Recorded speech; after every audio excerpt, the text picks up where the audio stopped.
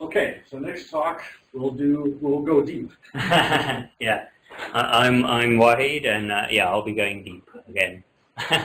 Okay, yeah, so I'll be talking about deep neural networks for physics analysis. So what are the aims here? So the aims is to use deep neural networks for on raw data like the clusters and calorimeter clusters, like what Ben was talking about, but directly for physics analysis using the whole calorimeter rather than focusing in on jets and kind of trying to use it for WJet versus QCD jet tagging. So that's kind of one part of what I'll be talking about. That's the physics tools part. And then the other part, I'm actually at NERSC, which for those of you who don't know is a supercomputing center based at LBL. And we have quite a lot of CPU, particularly most of our CPU is now in this form of Knights Landing Xeon Phi CPUs. And so this isn't maybe what people normally use for deep learning. So we also want to drive the performance of deep learning on these architectures. And because we have a lot of them, we're also interested in distributed training. So that'll be kind of the second part of my talk. And here we're really interested in providing kind of timings to drive this performance, but also provide like recipes and so forth, so that users can actually run these kind of architectures on our machines. Okay, so I'm not on Atlas, but we use a physics use case from an Atlas analysis, which was published around when we started doing this last year on this conference note. And this is quite, it's an RPV SUSY, and it's quite interesting for this because it has a lot of activity in the calorimeter as a multi-jet final state. And from a machine learning perspective, this is kind of a simple classification problem of separating the RPV SUSY signal from the QCD background, so a simple binary classification. You could do regression on the SUSY mass, for example, but that's not what I'm showing here. And then we generate our own simulated samples for this because Atlas won't let us use their ones because we're not all Atlas collaborators. But we try to match kind of what was used in this analysis in terms of the configurations. And so we're talking about cascade decays from gluinos to neutralinos here. And we pick a couple of masses for default, but we do explore other masses. And this kind of plot shows the mass range from this analysis. And then we want to use like kind of detector simulation, full detector simulation, so we don't just work in a generator level. And for that we use Delphis with the default Atlas card, both with pilot and without. And then the output calorimeter towers from this, and to some extent the track I'll describe later, are the inputs for our neural network. Okay. And so in terms of data processing, I probably don't need to describe this too much because this is similar to what's done for example, in Ben's talk about jet images. So this is the Atlas calorimeter, and we kind of unfold, unroll the phi in this direction and the eta to form a kind of image.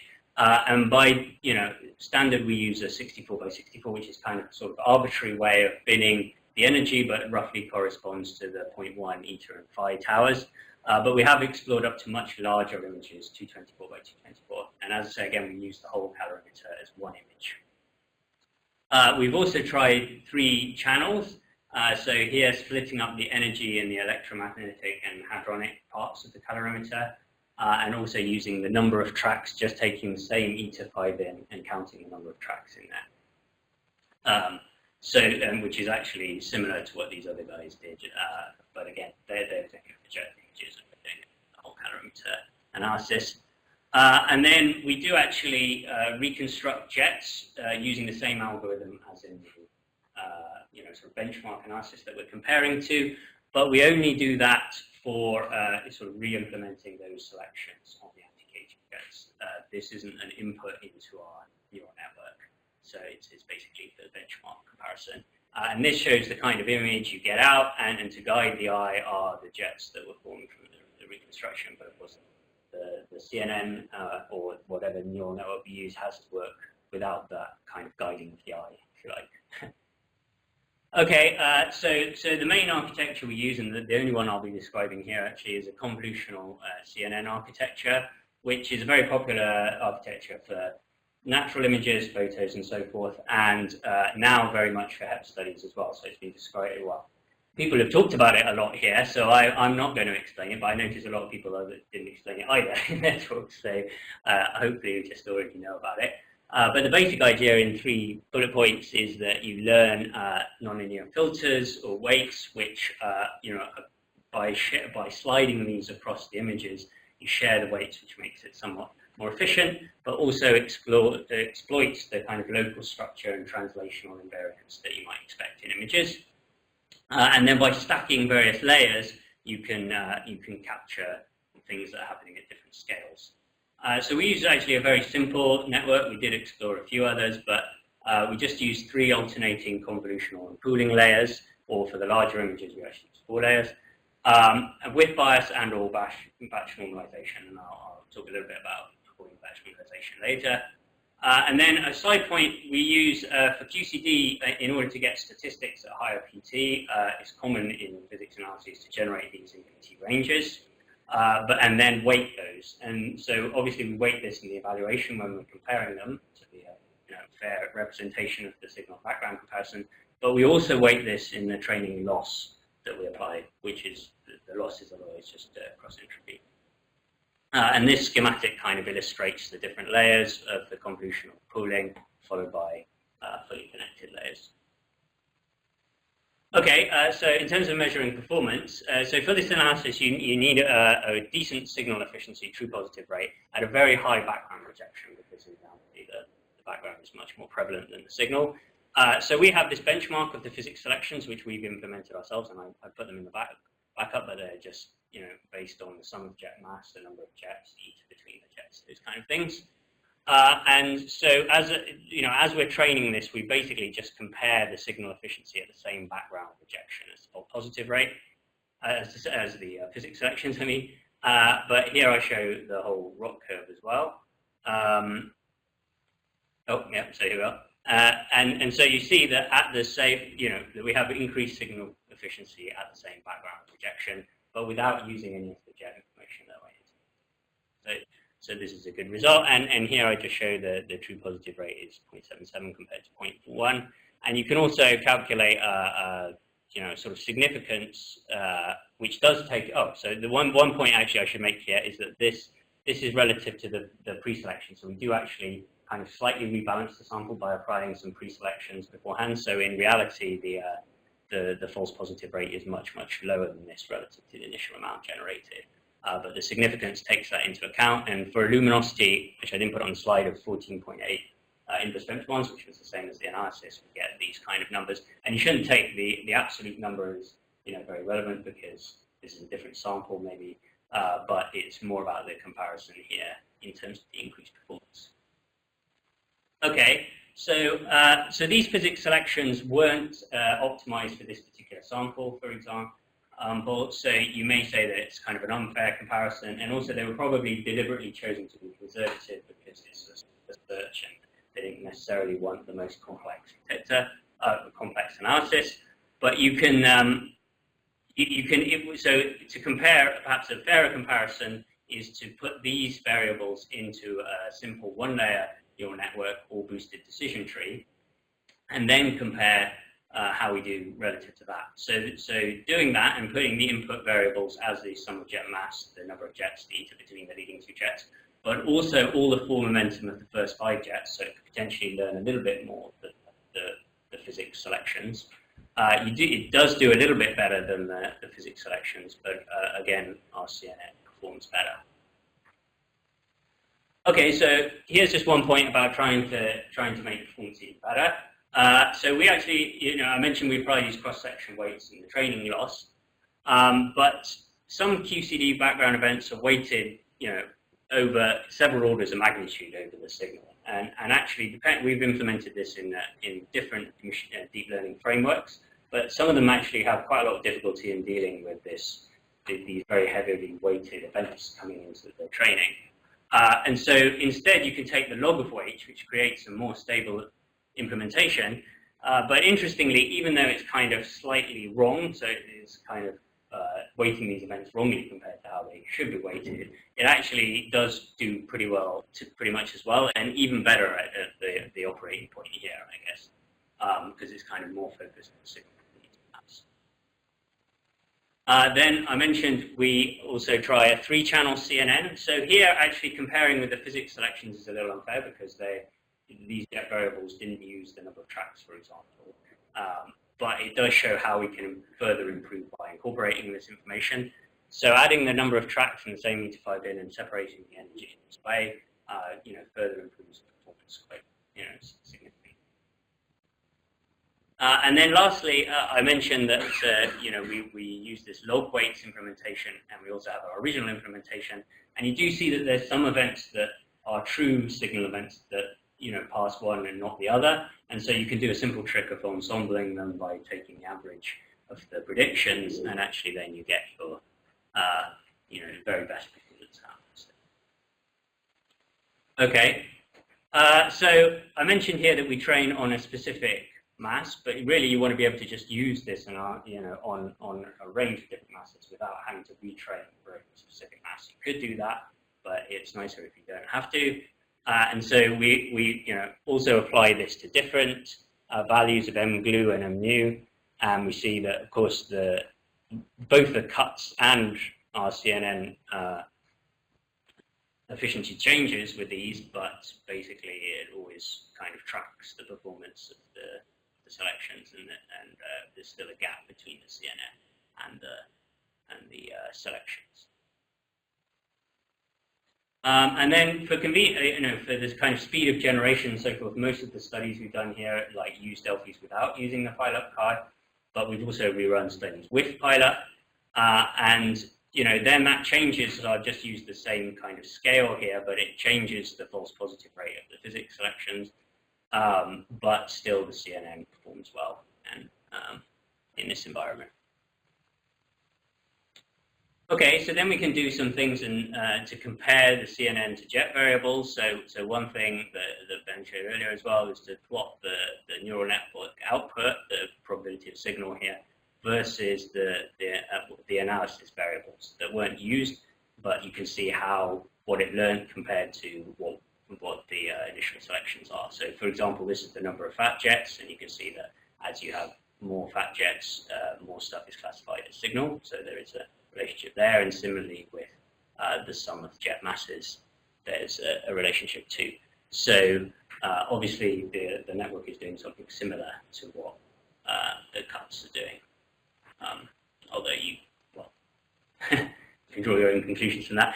But what you can also do is try adding the jet variable in, along with the output of the convolutional neural net into its own one-layer neural network. And here we see that there's, from the CNN, there's little improvement in adding these other jets, in adding these other variables. And so, you don't want to be too strong in here, but it's obviously representing, most of the power of these variables in this. Okay, so that's the CNN that we've implemented. The second part I'm talking about is about running at NERSC. So just to describe what NERSC is, it's the Production High Performance Computing Center for the US Department of Energy. So we support a broad range of Department of Energy science, which includes high energy physics, but it also includes a lot of other fields, and we have a huge diverse range of users.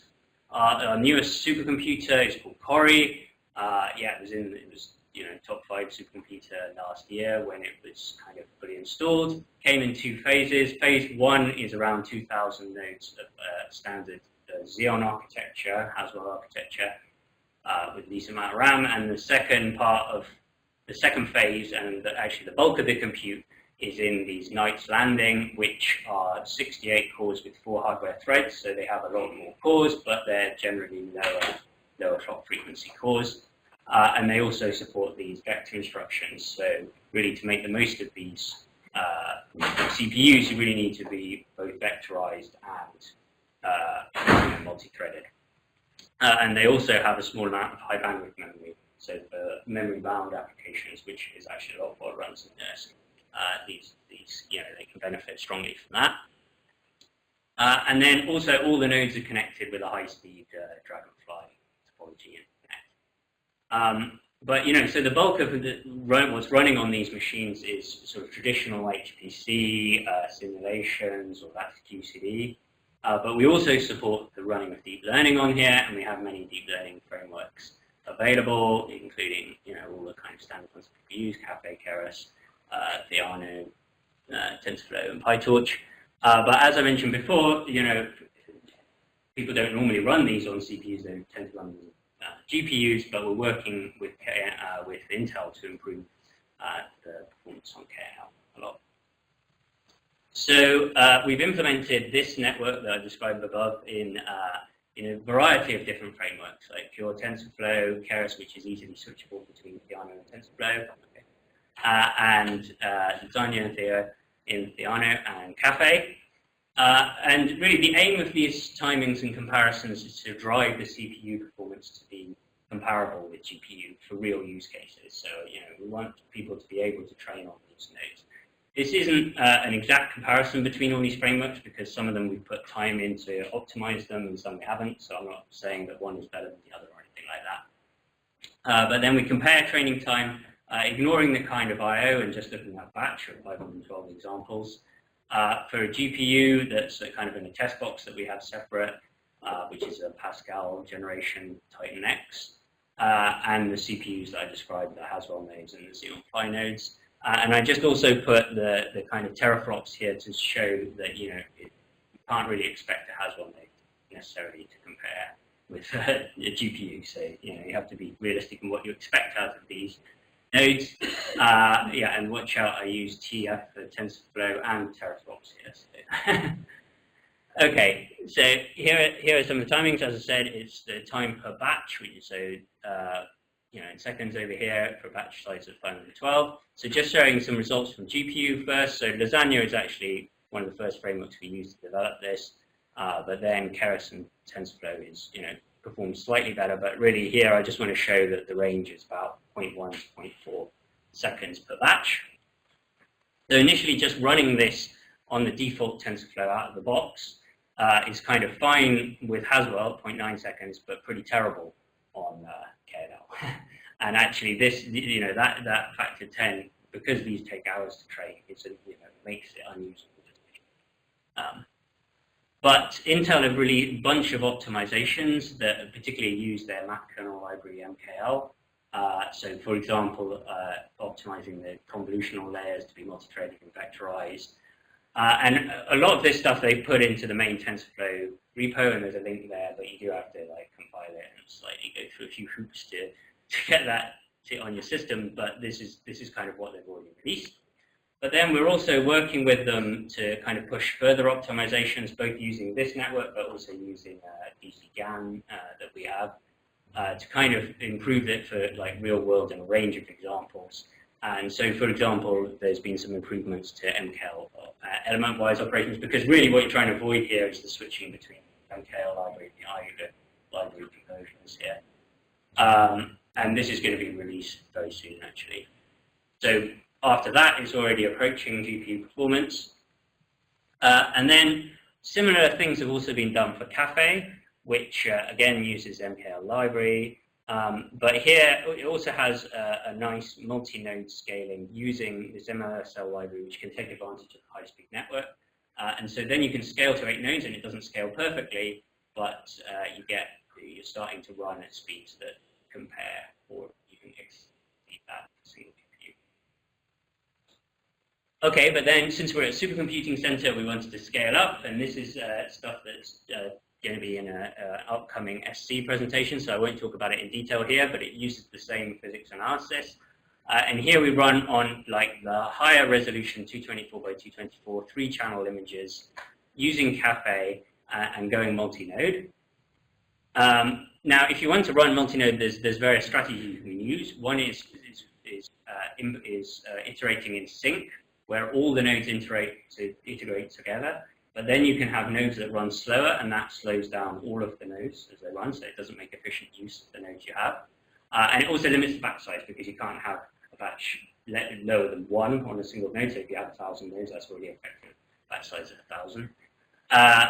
So another way of doing it is async, where you use a parameter server and everything communicates weights with that parameter server. But then some nodes can be sending old weights to the nodes, so you can actually get into a situation where it's not actually converging any faster, even though it's making efficient use of it. So the approach we use is a hybrid one, where you have synchronous within a group, and just have a few groups, and each of them, a master node, kind of communicates with the parameter server. Okay, then we have some other tricks like dedicated parameter servers for each layer. And we slightly modify the CNN layers to reduce the communication. So in particular, removing batch normalization and also replacing the huge fully connected layer at the end with convolution layers. But this doesn't really affect performance, statistical performance anyway. So the results from this, so for a single node, we get about 1/3 of the peak flops, so 2 teraflops. If you strong scale, so you fix the overall batch size and increase in that way, then you see that you get the benefit of hybrid, which scales better than a synchronous solution. But this isn't the best way of scaling anyway. Really, you probably just want to increase the batch size and go with a constant batch size per node. And then you get good scaling. And we've managed to scale this out to 9,600 kernel rows and get 11 petaflops of performance. And then I just comment here that also the time solution also scales with this time. So the time for 1,000 nodes is around 10 minutes, I think, which is scale from the 64 node time. So you're actually getting some benefit from distributed training. Okay, so in conclusion, we've implemented a deep neural network on large Whole-Detector images directly for physics analysis. This performs very well compared to the physics-based selections and shallow classifiers without any jet reconstruction or analysis tuning or anything like that. Further improvements come from adding 3 channels and also from ensembling and playing a few tricks like that. The network is robust to pile up and also can apply it to other signal masses, and it also appears to learn the physics of interest here. We've used this to benchmark and improve deep learning libraries on CPU, and I think we're now getting to the point that people can run these architectures, run these kind of neural network architectures effectively on CPUs. And we've also demonstrated that if you have a really big problem, you can get your training done. I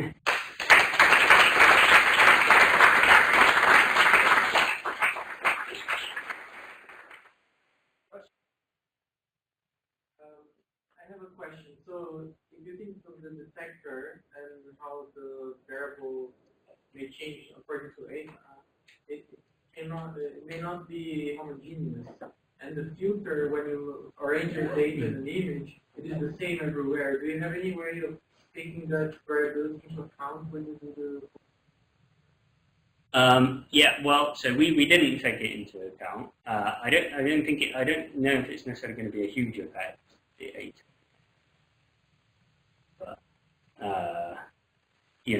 so we didn't take it into account, and it worked anyway. Whether you could, yeah, I mean, you could do some kind of pre-processing, for example. Or do a local detector layer across where the different divisions are. Yeah. Yeah. Oh, that's what you meant actually, from inhomogeneity in the detector, or you meant just like physics interdependence? Well, a little bit of both. Right. Think about having a filter that you apply a function to this little matrix that depends on the position.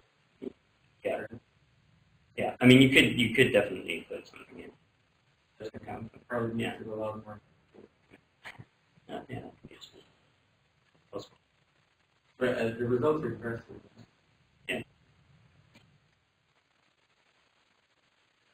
Also on the CNN, I was curious if you had thoughts about how to do systematic uncertainty. No, thankfully not actually being on Atlas.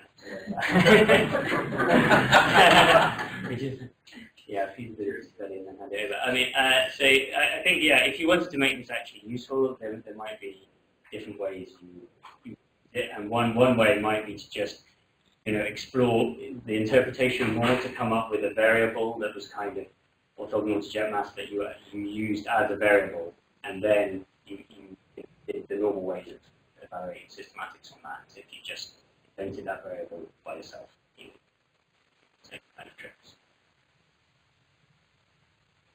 how did you implement the loss function? So, I mean, say you applied the log of the cross section of the process to that each cell. Yeah. So each you know, the loss gets multiplied by the log of the weight cross section, basically.